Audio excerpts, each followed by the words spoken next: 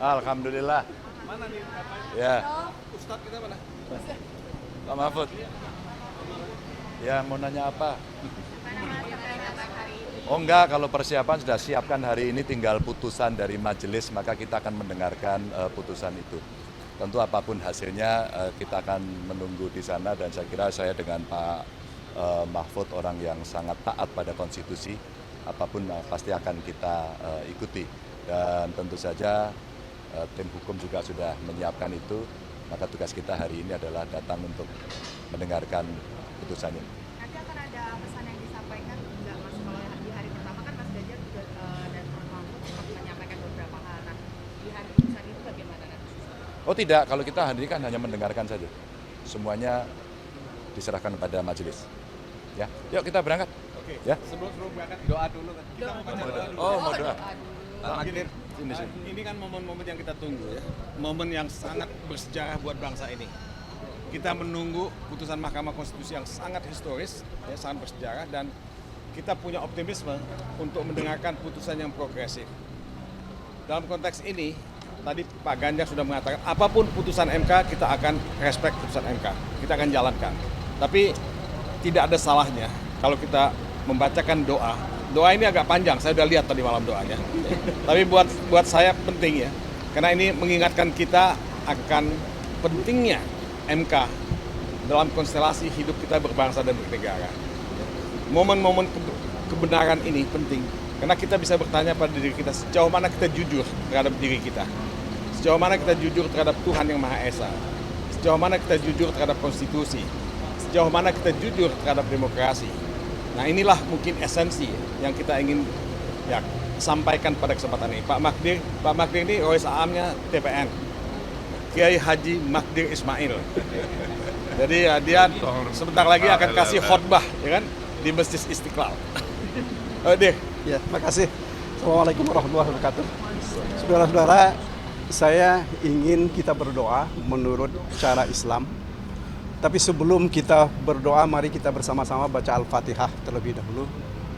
Al-Fatihah. Bismillahirrahmanirrahim. Alhamdulillahirabbil alamin. Arrahmanirrahim. Maliki yaumiddin.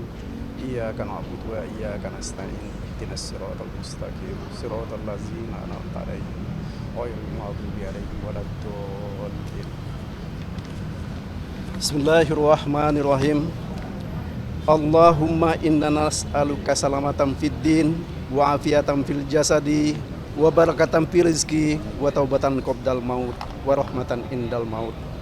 Ya Allah, ya Tuhan kami yang maha besar dan maha mengetahui, tidak ada henti-hentinya kami menyeru kebesaran nama-Mu ya Tuhan. Tidak pula kami berhenti mengharapkan anugerah dari-Mu ya Tuhan. Tidak pula pernah kami berhenti mensyukuri nikmat yang Engkau berikan ya Tuhan.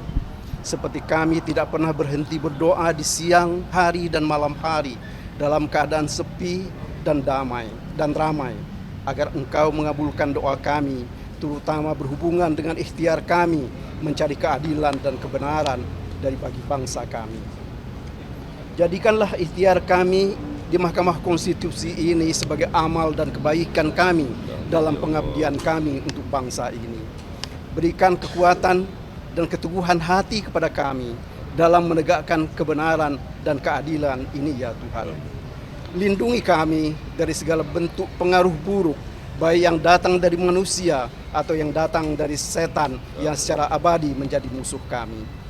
Ya Allah, ya Tuhan kami, hanya Engkau yang bisa memberikan petunjuk kepada hakim-hakim di Mahkamah Konstitusi yang mengadili perkara kejahatan pemilihan umum yang dilakukan oleh sebagian orang yang beritikat buruk dalam mempertahankan kekuasaan untuk dirinya sendiri, kelompoknya atau keluarganya. Terangkan pikiran dan bersihkan hati mereka ketika dalam memutus kejahatan pemilihan umum yang dilakukan oleh segelintir dari bangsa kami yang tamak dan meninggalkan hukum dan etika dalam menjalankan demokrasi. Jauhkan mereka dari sikap tamak terhadap kekuasaan. Jangan pula Engkau jadikan mereka sebagai orang-orang yang takut dalam menegakkan kebenaran dan keadilan.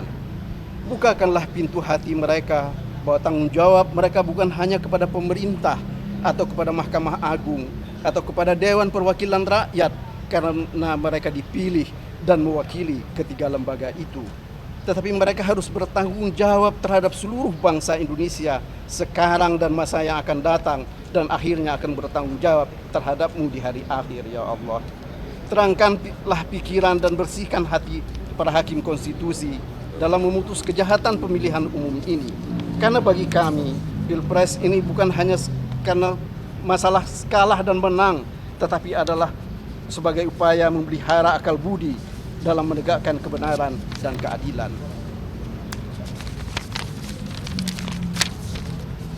Bukakanlah pintu hati dan pendengaran para hakim konstitusi untuk memahami bahwa Pilpres 2024 bukan untuk menegakkan kekuasaan yang hendak dibangun oleh tirani atau membangun dinasti, tetapi adalah upaya menegakkan demokrasi yang telah direbut dengan darah dan air mata bangsa ini. Tunjukkanlah kepada mereka, sekecil apapun kejahatan itu adalah tetap kejahatan, dan kejahatan itu selalu mendatangkan kemudaratan. Bukakanlah pintu hati mereka yang secara sengaja melakukan kesalahan untuk bertobat dari kejahatan yang telah mereka lakukan karena telah memutus perkara nomor 90 tahun 2023. Berikanlah terang kepada mereka bahwa demokrasi di negeri ini telah dibajak oleh orang-orang yang tidak pernah berbuat dalam melawan kesesatan dan kejahatan di bumi pertiwi ini.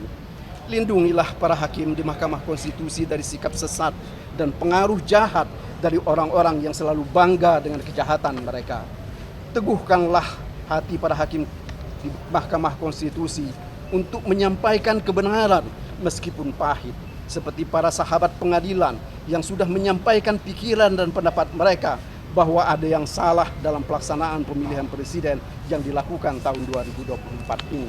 Ya Allah, ya Tuhan kami, bukakanlah pintu hati dan akal sehat sahabat-sahabat kami yang memihak kepada ketidakadilan dan menutup mata terhadap kejahatan Pilpres tahun ini.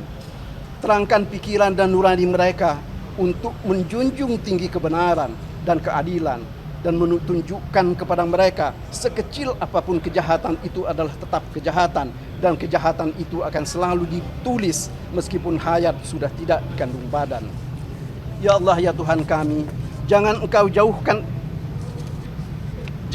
jatuhkan azab dan murkamu kepada pemimpin-pemimpin kami yang secara sengaja telah melakukan kejahatan untuk memenangkan Pilpres 2024 dengan segala cara ini. Bukakanlah pintu hati mereka untuk bertobat dan menyesali perbuatan laknat mereka.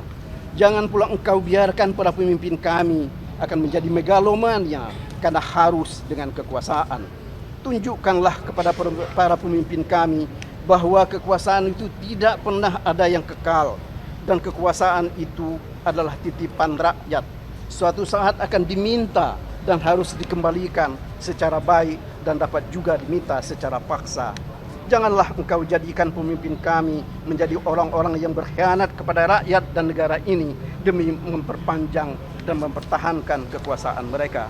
Ya Allah, ya Tuhan kami, sekiranya permohonan kami kepada Mahkamah Konstitusi tidak dapat dikabulkan oleh mereka karena berbagai alasan, termasuk karena adanya ancaman tangan yang tak terlihat, maka jadikanlah mereka sebagai orang-orang yang sabar dan bertawakal.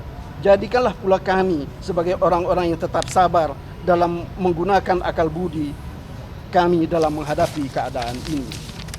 Sekiranya permohonan kami kepada Mahkamah Konstitusi dapat mereka kabulkan, jadikanlah kami sebagai orang-orang yang sabar dalam menerima kebaikan.